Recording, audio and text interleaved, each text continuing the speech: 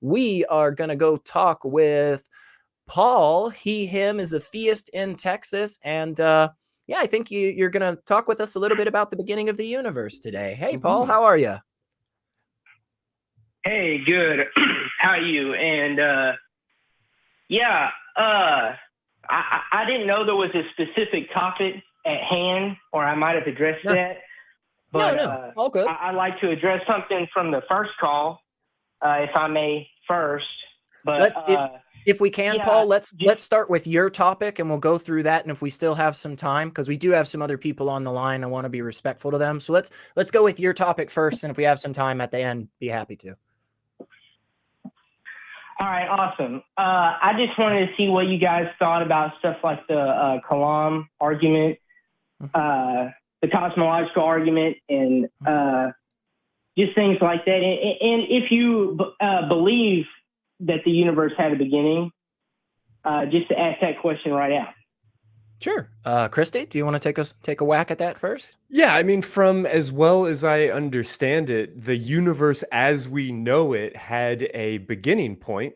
What came before that, I have no way of knowing. Was it a big nothingness? Was it anything at all? Really hard to say. I'm certainly not a physicist, and I would, challenge anybody listening to this to not take the word of a mental health clinician on issues of like physics.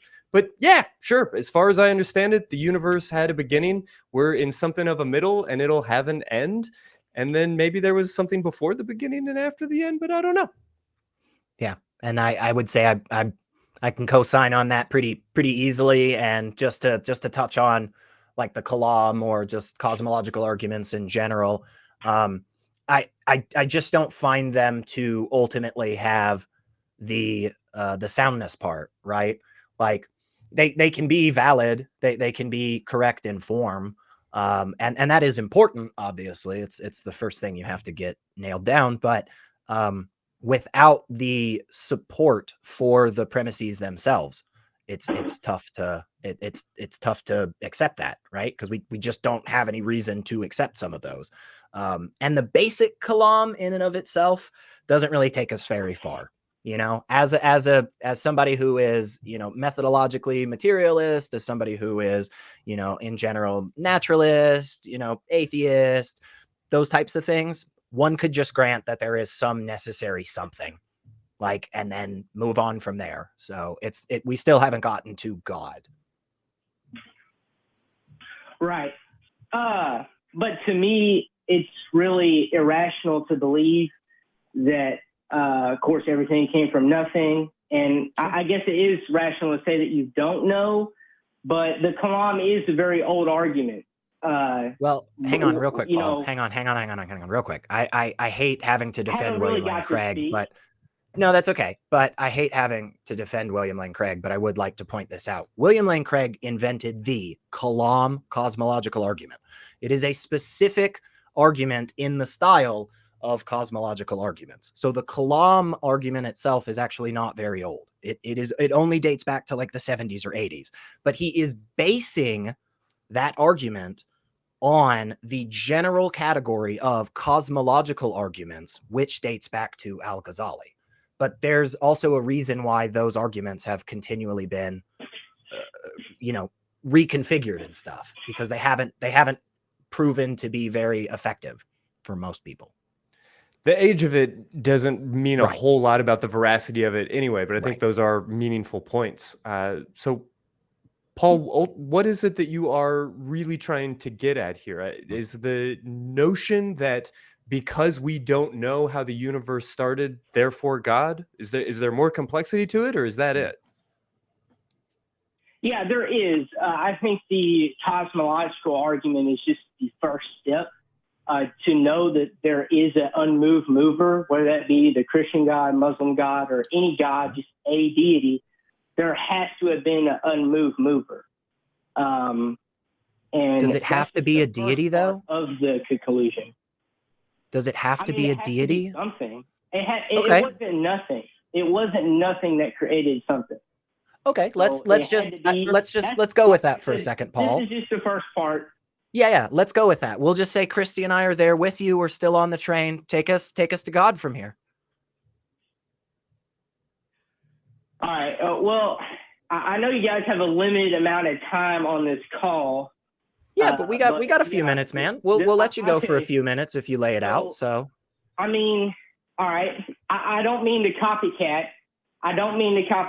But I was inspired by you guys. If you know William Lane Craig, you probably know Dr. Frank Turek, which is, not as renowned as William Lane Craig, but definitely has his easy points that I think lead to the conclusion. Now, obviously, if your heart is hardened, as Christians say, then, you're not going to be led down that path either way.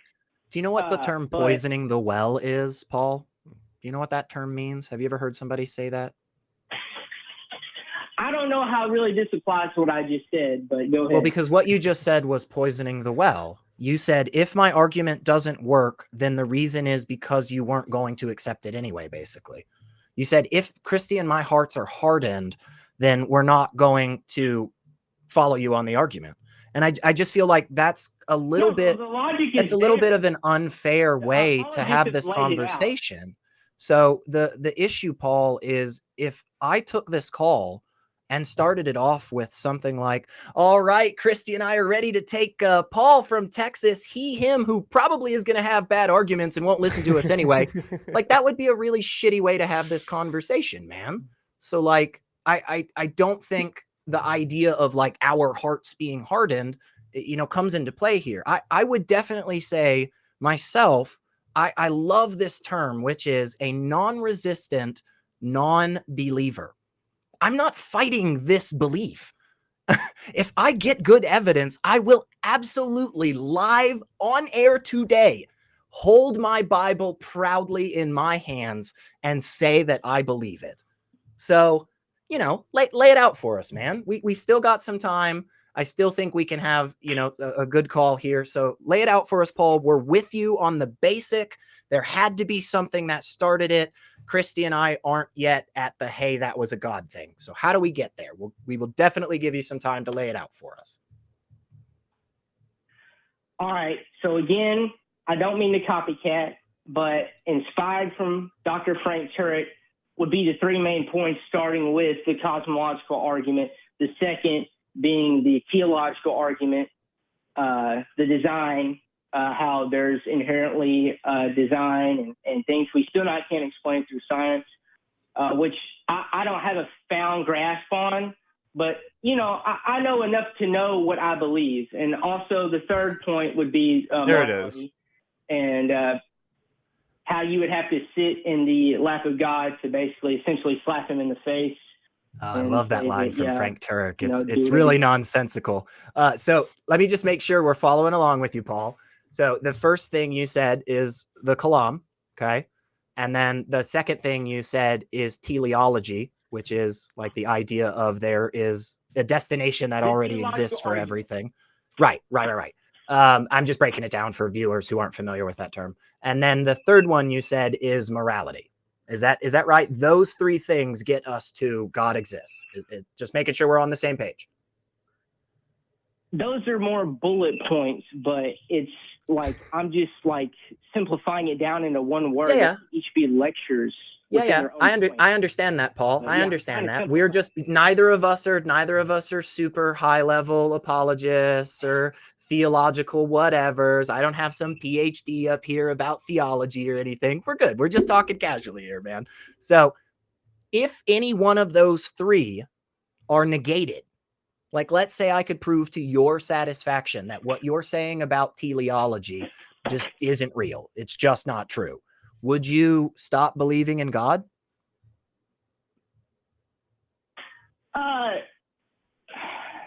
I think you're kind of playing on the heart-hardened thing that I said, and I'm not. Agree that I'm not. I'm asking a very... And the part where you said that you knew what you believed, even though you didn't know the words to explain what you believed. He's asking you to explain what you believed. It's part of our whole what do you believe and why, call us and tell us about it agreement inherent in this show.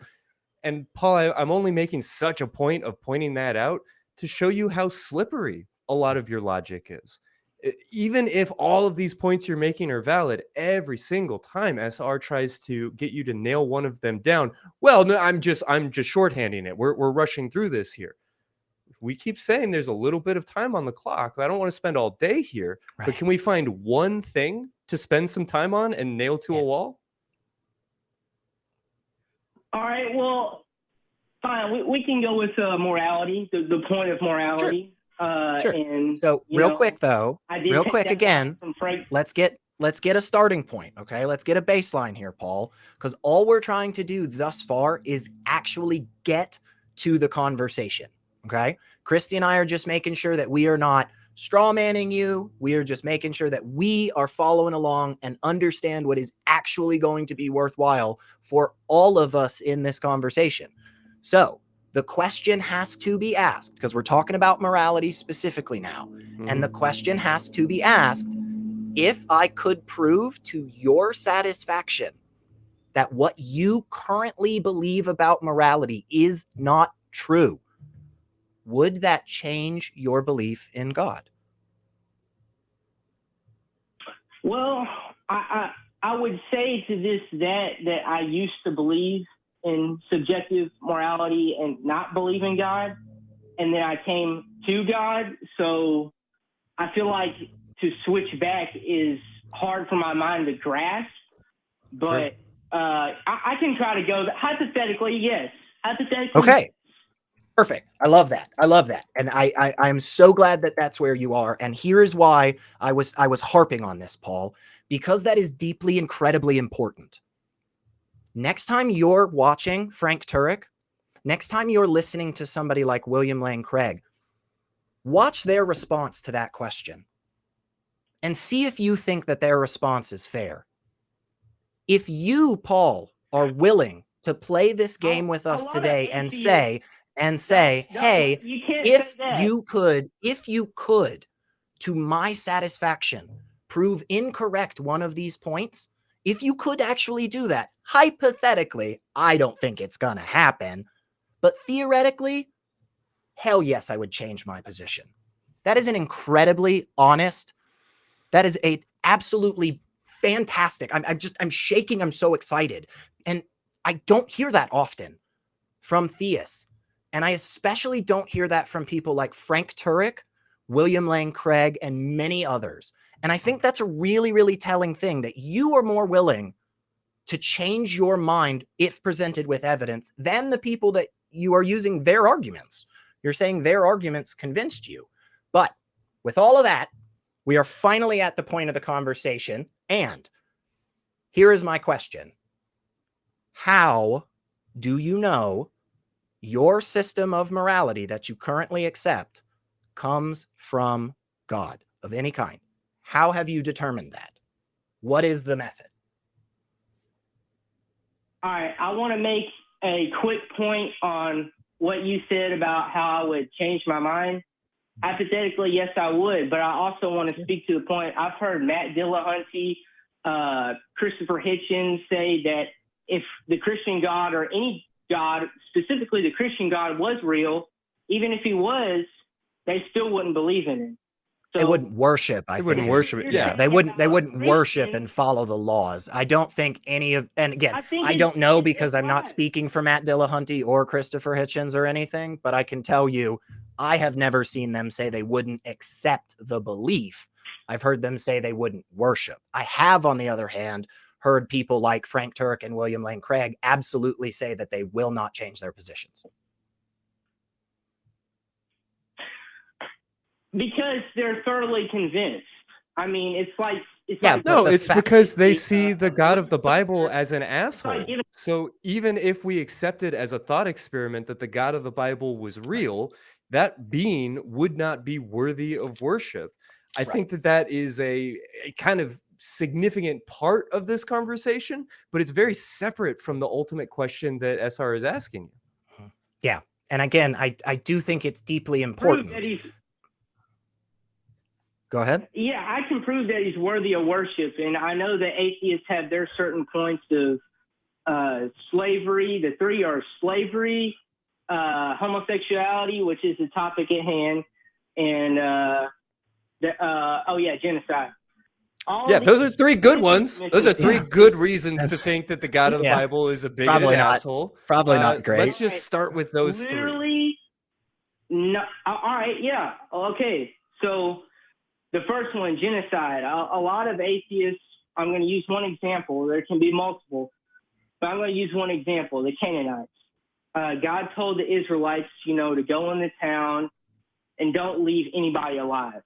Mm-hmm. Well, except the little girls that hadn't had sex. A mafia boss. Yes, yeah. God is not a mafia boss. All right. Okay. He does not sit here and say, "Go kill the Canaanites, all the gay people, go to hell." He doesn't. He's not a mafia boss. All right. He's a timeless, spaceless entity. All right. He's not on that. So let me stop you here, Paul. Let me stop you here, Paul, because we're getting just a little bit off of the track, and I want to get to the heart of it here. Okay.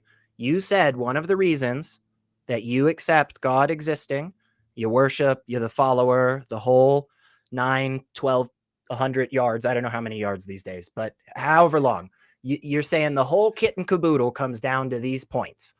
And one of them specifically is morality. And here's a question. We didn't answer the other question about how you figured this out, but that's fine. Maybe we'll get back to that. Here's my question. Is there ever a justification for genocide or slavery in your moral system that comes from God? Is there ever a justification for those actions? Yes or no? The problem with that is an atheist cannot justify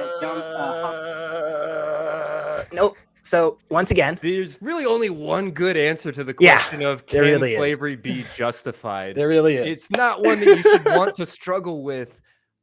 Try again. Keep trying, please. Let's one more time, Paul. Okay, and just real quick, Christy and I will play this together. Okay. Hey, Christy, in your moral system, is there ever a justification for genocide or slavery? No, there's not. Yep. Same here. No matter how many buttons you put on it, I'm not really sure how you could ever get there. It never works. It absolutely never works in my system. So, Paul, yes or no, in your system of morality, is it ever justified genocide and slavery?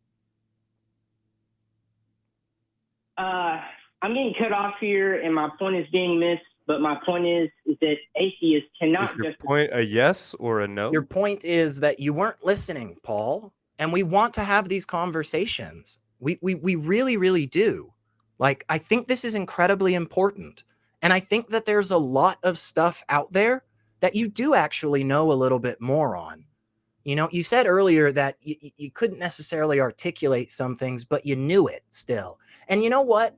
My feeling on that is pretty simple, which is, the reason you know a lot of this stuff is because deep inside of you, just as a person, just this awesome little bag of meat that's evolved over a really, really long time, we've developed some really cool natural things inside of us. And when we see other people getting hurt, we go, my gosh, that's just terrible.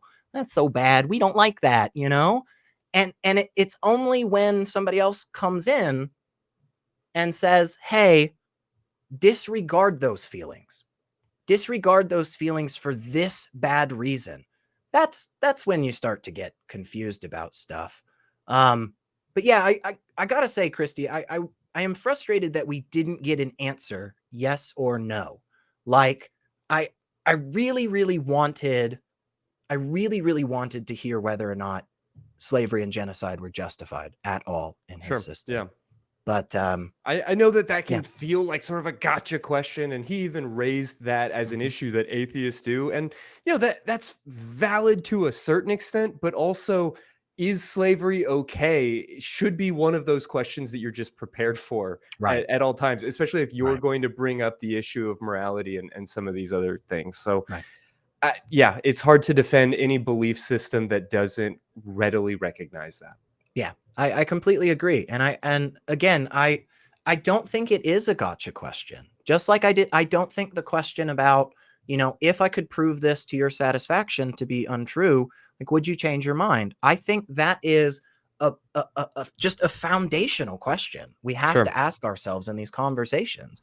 And yeah, like you said, like, if that question of whether or not, you know, those types of atrocities are justifiable in your system, if it takes you a while to answer that question, I really do think you're going to want to, You're off track. yeah, you're going to want to look into it some more. Well, and, you know, I hate to pile on after we've hung up Yeah. and these different things. I don't want to be a jerk about it, but I have to ask myself, like, what does it feel like to take that clip of yourself where you thought you were going to like own some atheists and you were going to like win some street cred and tell everybody how great your arguments are?